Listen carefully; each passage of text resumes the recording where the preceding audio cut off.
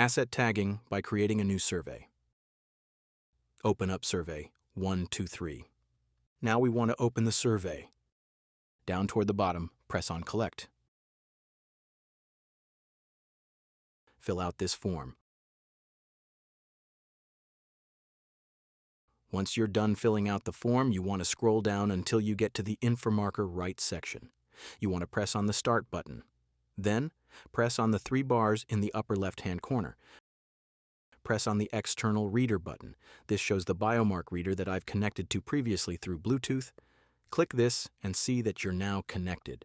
Press on the OK button. Now you want to bring the reader close to the asset tag that you're going to add and press the Read button. Data successfully added to the form and written to the tag, and it has an ID number there.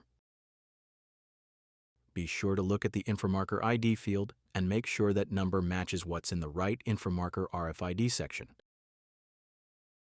If all is correct, click the check mark in the bottom right-hand corner. Then select Send Now, and now you've completed asset tagging by using a new survey.